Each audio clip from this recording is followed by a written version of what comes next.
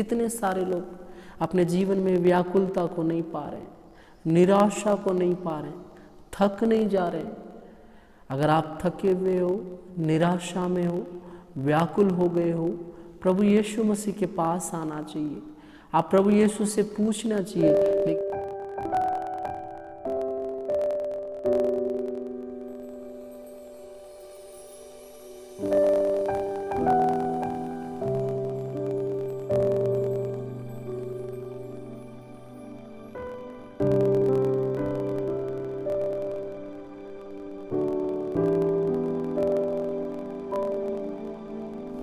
आइए हम लोग वचन में जाने के पहले प्रार्थना करें।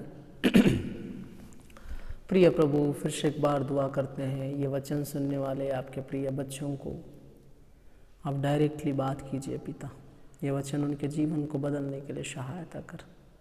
यीशु मसीह बड़े अर्थों को देने के लिए सहायता कर। यीशु के नाम से मांगता हूँ पिता, आमीन। हम लोग बहुत सारे लोग ये वचन कई दफ़ा सुन चुके हैं, लेकिन फिर एक बार हम लोग सुनना चाहेंगे। गिनती की पुस्तक उसका 21वां अध्याय उसका 34। फिर उन्होंने और पहाड़ से कूच करके लाल समुद्र के मार्ग लिया, एदोम देश से बाहर बाहर घूमकर जाए, और लोगों का मन मार्ग के कारण बहुत व्याकुल हो गया, इसलिए वे परमेश्वर के विरुद्ध बात करने लगे। मूसा से कहा, तुम लोग हमको मिस्र से जंगल में मरने के लिए क्यों ले आए हो? यहाँ ना तो रोटी है ना पानी, हमारे प्राण इस निकम्मी रोटी से दुखित है। देखिए, सिंपल सा बात। इजरायली लोग जिनको मिस्र से लेके आया जा रहा था, उन लोगों को मूसा हर प्रकार का सुख सुविधा देके, उनको जब पानी नहीं है, पानी प्रभु से मांग के दे रहे हैं। जब उनको भोजन नहीं है, स्वर्ग से स्वर्गदूतों का भोजन मन्ना गिरा के खिला रहे हैं।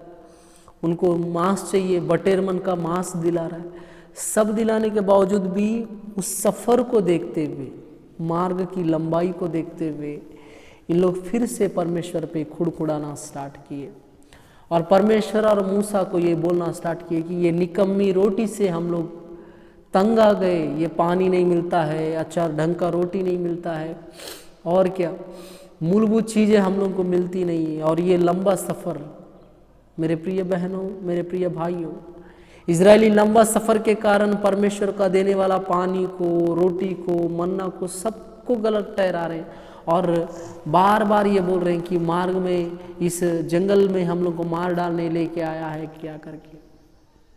कई सारे लोग परमेश्वर में रहकर ये लंबा जीवन जो 70 साल 80 साल का जीवन है, इसको जीने के लिए कपड़ा, रोटी, मकान मांग रहे हैं खुदा से।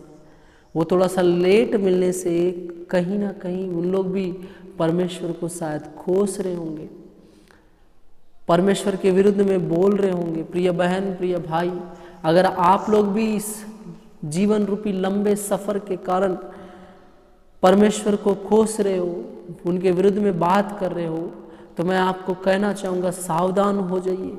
अपने मुंह को ऐसा बात करने से रोकिए, क्योंकि कहीं ना कहीं आप परमेश्वर को डांटना, गालियाँ देना, उनको सुनाना, ये परमेश्वर के लिए उचित नहीं है। सही समय पे परमेश्वर आपको सब कुछ देता है। इन लोग होर पहाड़ से लाल समुद्र के पास आए। लाल समुद्र के पास आने के बाद इन लोग मार्ग के कारण, लिखा है कि व्याकुल हो गए। कितने सारे लोग अपने जीवन में व्याकुलता को नहीं पा रहे, निराशा को नहीं पा रहे, थक नहीं जा रहे। अगर आप थके हुए हो, निराशा में हो, व्याकुल हो गए हो, प्रभु यीशु मसीह के पास आना चाहिए।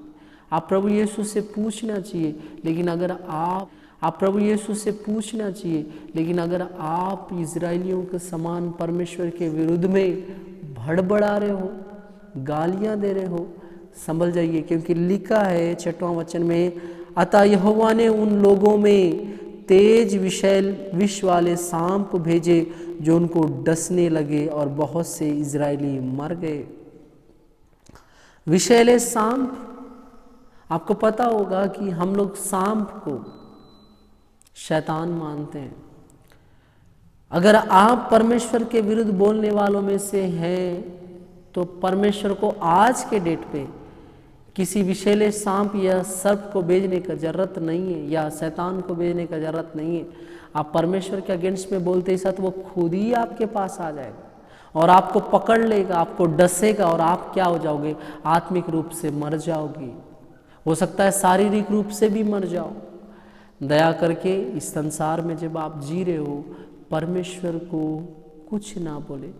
वो जो करता है देखते रहे। बर्दाश्त नहीं होता तो प्रभु से प्रार्थना करे, पिता मेरे को सहने की आत्मा को दे, मेरे जीवन में सहनशीलता को दे।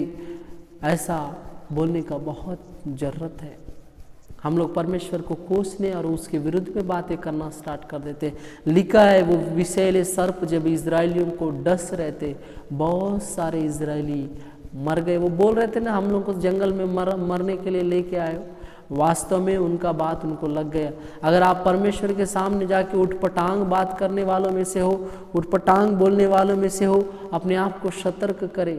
कहीं ना कहीं आप बोलने वाला आपके जीवन में काम करना स्टार्ट ना कर दे, वरना आप पछताओगे। लिखा है तब लोग मूसा के पास जाकर कहने लगे, हमने पाप किया क्योंकि हमने यहोवा के और तेरे विरुद्ध बातें की। यहोवा से प्रार्थना कर कि वह सांपों को हमसे दूर करे। तब मूसा ने उनके लिए प्रार्थना की। यहोवा ने मूसा से कहा, एक तेज विष वाले सांप की प्रतिमा बनाकर खंभे पर लटका। तब जो सांप से डसे हुए उसको देख ले वह जीवित बचेगा।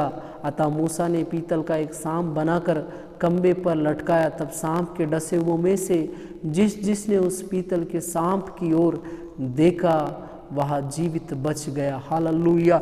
ये वचन सुनने वाले प्रिय बहन, प्रिय भाई, अगर आप भी शैतान के द्वारा डसे गए, पाप के द्वारा डसे गए, आपको एक सिंपल सा बात पता है, बाइबल में लिखा है जो पाप से अनजान था वो स्वयं पाप बन गया। कौन है? यीशु मसीह, जिनको पाप पता ही नहीं है।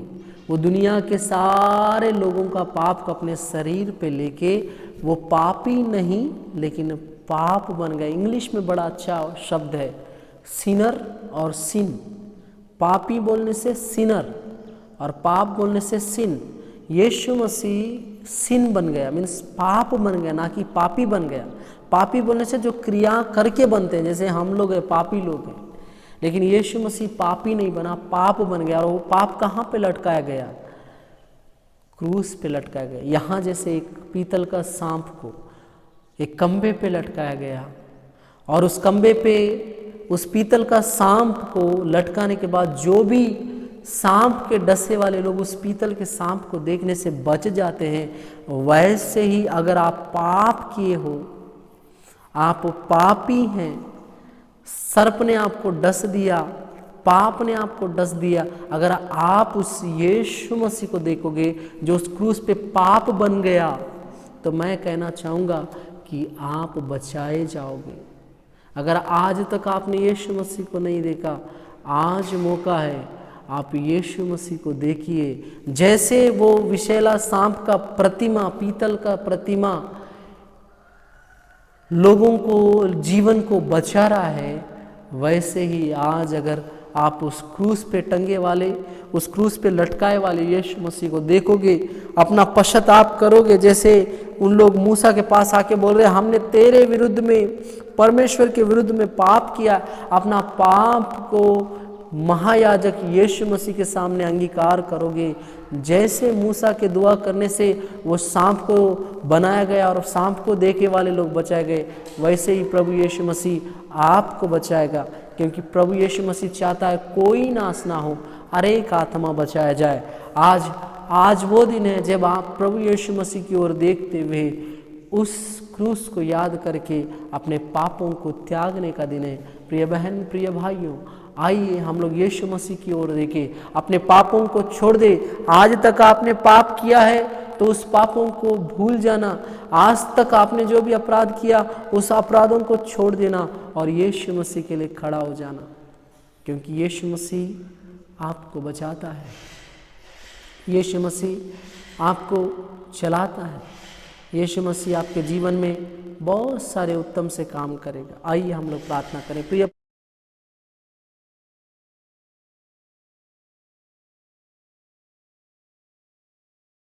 प्रभु, फिर से एक बार दुआ करते हैं। हम लोग सब लोग पाप किए, बाइबल बताती है जितनों ने माँ के गर्भ से उत्पन्न हुए वो सारे पाप किए। पिता, हमारे अंदर पाप की आत्मा है, यीशु मसीह के नाम से हमारे आत्मा को बदल दीजिए, हमारा स्वभाव को बदल दीजिए।